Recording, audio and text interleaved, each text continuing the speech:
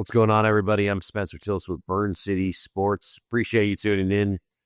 Been a few days since I logged on. I've been battling a cold, if you can't tell in my voice right now, and I'm trying to survive. So we're just going to work our way through this. Life goes on. So a few things I want to talk about today. A couple more trade proposal things are getting tossed around for Kevin Durant that are kind of spicy, kind of interesting. And then out of nowhere, in the middle of May, college football making some noise with a big announcement today that would have really only had a massive effect on ASU last year. So let's start with kind of some of these Kevin Durant trades that are going on. Now, I did a little talk on it a few days ago, mentioning that now he's kind of the second biggest name on the free agency market now that it looks like Giannis Antetokounmpo is going to be a guy that will be on the move this year. It seems to make sense for both of them this summer. It was supposed to be the summer of Kevin Durant. It doesn't look like it's going to be that anymore.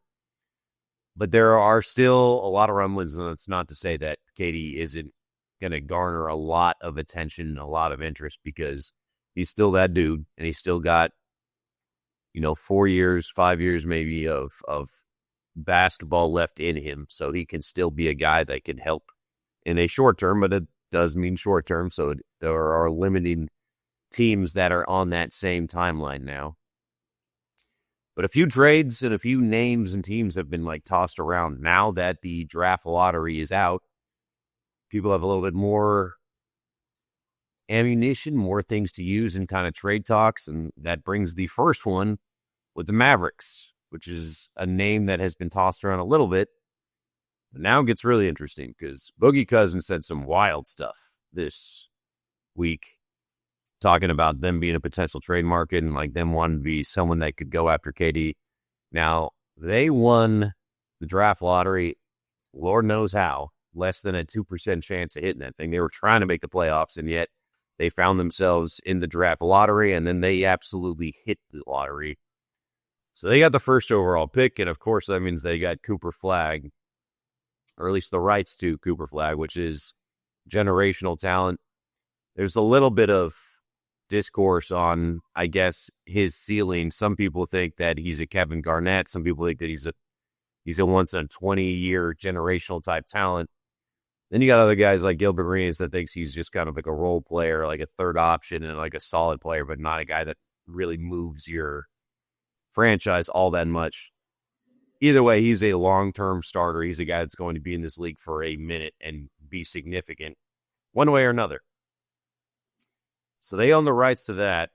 The problem for Dallas is, as Nico Harrison said it, they're on a very short time frame of when they're expected to win. And it's really hard to win with first-year players like that. You can't have Cooper Flagg come in year one, be a significant guy, and be someone that kind of helps you get over the top. It just go back through the history books. It does not happen that way. You always win with older guys that have been around and experienced and kind of have been there, done that. And so, while it's a great asset for the future, Dallas doesn't really think about the future. So the trade proposal was that KD goes for that top pick, essentially Cooper Flagg. Now, straight up, I still don't think Dallas should do it, but Dallas clearly is willing to roll the dice and do some wild stuff after they traded Luka Doncic. So, in a crazy alternate universe, if they called and they offered that, and you could take it as the Suns, it's KD's on the plane. He's on his way. Let's do that, especially considering the fact of how much salary cap you could dump in that trade. But therein lies the problem. It's not as simple as the draft pick for KD. They were going to have to clear off salary cap to make that trade work. And so you're talking about PJ Washington, you're talking about Klay Thompson, still got 2-3 years left on both of their deals, and you're still not there yet. Maybe a Daniel Gafford. And if they want to trade that, absolutely Phoenix should do that. That is a haul. I know they wanted to get 4 first-round picks, but if you can get 3 starters who are other than Clay, Daniel Gafford's still young. PJ Washington hasn't quite hit his prime yet. And you get a guy that Keane Cooper Flag, who's going to be a stud. Then, yeah, you make that trade 1,000 times if you can. That is crazy work, though. There's no way. I can't imagine any way the Mavericks make that move. That is so much for a KD that is older and you're only getting a few years out of, even if that's what you think your window is. The problem also then turns into, how long is Kyrie out for? Is their window really going to actually be what they would like it to be for a few years or not? Because that's a serious injury that happened to Kyrie. What's he going to look like when he comes back? He's not young. And if it all did hit out, like if it all did work, the Mavericks would be nasty next year. Talking about if Kyrie comes back, you have him, still got Lively. You know, you add KD to that mix. You still got AD. Like, that is a really, really, really good team. But that's, their bench is gone. Their future's kind of gone. It just doesn't work out the way that I think they would like it to. If Kyrie was healthy, maybe it's more of an opportunity. But I have a hard time believing that that is going to be something that they want to do. But the second trade that has been circulating a lot that is kind of as interesting, and it's got some legs to it also, is the 76ers, who got very lucky and moved into the third pick. And they've got some issues where they want to get rid of some guys as well, because they had, if not for the Suns, the Sixers maybe had the worst season of anybody for expectations. Joel has continued to just be a guy that has been hurt like crazy. You got a stud young guy at point guard, but they're trying to figure out what to do with Paul George, because he is making a ridiculous amount of money for a guy that had a awful season. I know he was the root of a lot of jokes this year, talking about he made more podcasts than he played in games and all this stuff, but the dude did go from averaging 22.5 points on 41% shooting the year before with the Clippers to then averaging 16 points on 43% shooting, which is awful. I mean, that you're dropping off 6 points. Not great. Not great at all.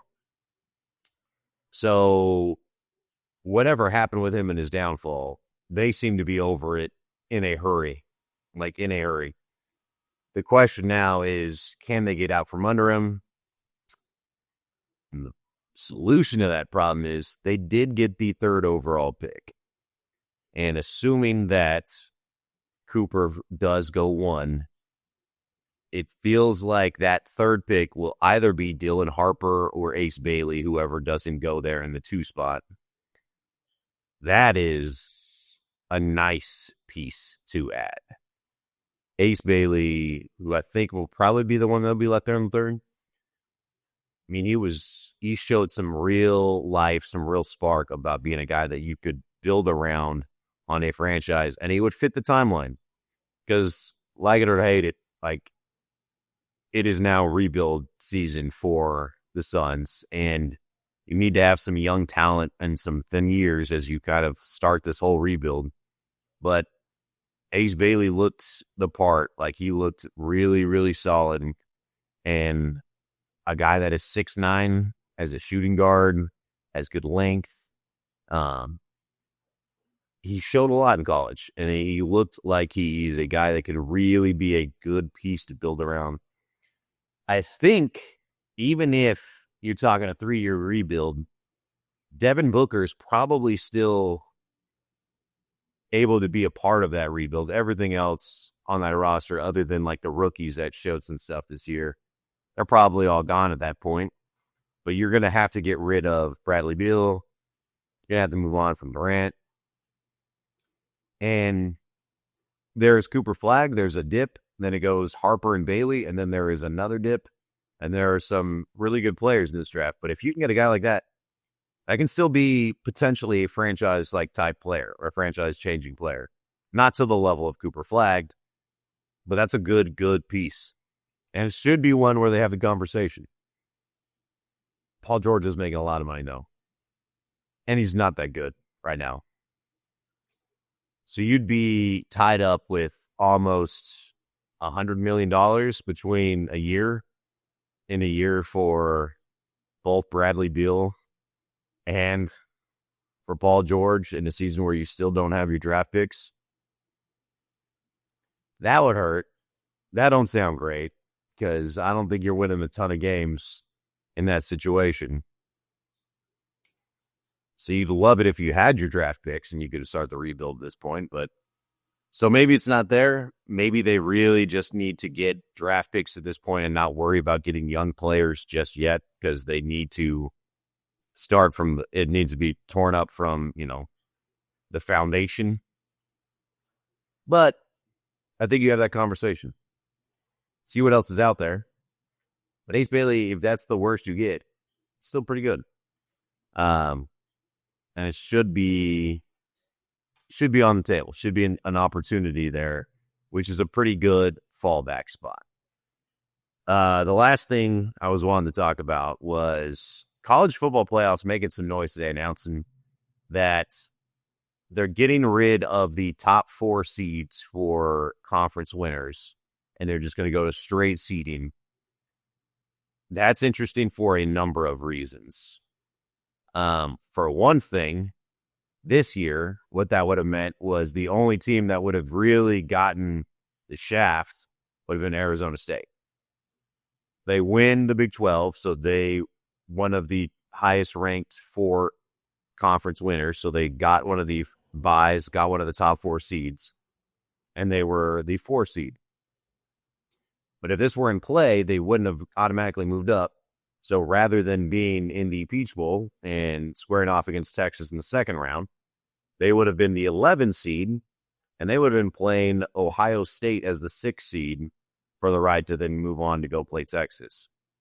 They wouldn't have gotten the bye, and it would have been a very rough, difficult, challenging road at that point. Not that playing Texas in the second round is any better, but you lose a lot of that value of winning the conference winner. Now, this was clearly pushed by everybody within the SEC, within the Big Ten, who had so many teams in the conference. They felt like they should have been higher seeds and not punished for just winning the conference championship. College football playoff initially really wanted to keep the value in winning a conference championship, and they wanted to have that mean something. But ultimately, those other schools won out, the SEC, the Big Ten. I tend to side with the SEC and Big Ten on this. Like, part of it is perspective, part of it is who's bringing in the money and some things, but also college basketball does it like this. The highest seeds, no matter what, are just where you were ranked. It's not by conference winner. Are we going to pretend like the college basketball tournament, like NCAA tournament, is not the greatest tournament in the world? It's amazing. And they seem to have figured out something there and made it right. I just feel like I understand it's partly subjective on how teams look and the rankings and stuff like that. But rankings should value more than anything. And if you just win your games, you're going to be up there. There are other conferences that this is going to, the American for a hot second looked like they might be able to get one of their military schools in there. Navy was flirting with the idea. It's really hard to imagine that Navy ever gets into a top 12 ranking nationally to get in. But there was a chance that they could have been 15, 16, and still been the highest ranked, better than the Big 12. The Big 12 was having a down year. So all those smaller conferences, it just became a little bit harder for you to get in. Not a lot, a little bit. But more so, once you get in, you're no longer just rewarded for getting in. Like, they're going to make you work for it and prove it. I don't hate it. I know it's rough and disappointing for Arizona State because they were the test dummy for it, and it was their opportunity to show something. And they really did. They should have beat Texas. Um, but again, like basketball does it. It works pretty well for basketball. Those games look like they're seeded the right way, and it's amazing. Still got to go out and win games. And I think it'll matter a lot less once they expand the playoffs, which inevitably is going to happen. If they go to 16 teams and there's no buys, okay, like who cares anymore, really, at that point? Like, just beat the team that's in front of you. So, a little bit nice for the SEC, a little bit nice for the Big Ten, hurts a little bit for the Big 12. And, ACC, we'll see what happened with them if they get a bounce back year in football. But it's also kind of justified. There's a reason the SEC has its reputation. There's a reason the Big Ten got, known as like the number 1A or 1B school football this year. Like they've been having a crazy run too. It's been a while since we really felt like the Big 12 was really, truly relevant. I mean, I know they've had some nice runs, TCU making it to the national title, but there hasn't been anything consistent really there for a while, it feels like. So, feels like an obvious right move to make. Kind of rough, kind of sucks for ASU. At least it didn't happen this year. But as long as you get into the playoffs, as long as it's not somewhere that it's just better than what some people had been proposing, that every conference has a minimum and then it was dictated off of that conference. So they were going to say that the SEC was going to get 4 teams no matter what. That the Big 12 was going to get 4 teams. That feels wrong. Leave it up for the voters, leave it up for the committee to just determine who are the best teams and then seed them according to that. That feels fine for me. It also would have had Boise State going down to the 9 seed. It would have had Clemson going to, the 12 seed. There was a lot of movement that would have been going on with it, which is fine. I think that was the way that it probably should have been. But just don't do that other proposal where it's going to be a minimum number of teams for certain conferences that right now are the best conferences, but that's not to say that next year they're going to be the same way. Every year should be its own year. Every team should be ranked off of what they've done that year. Pretty simple. Let me know what y'all think. Catch you later.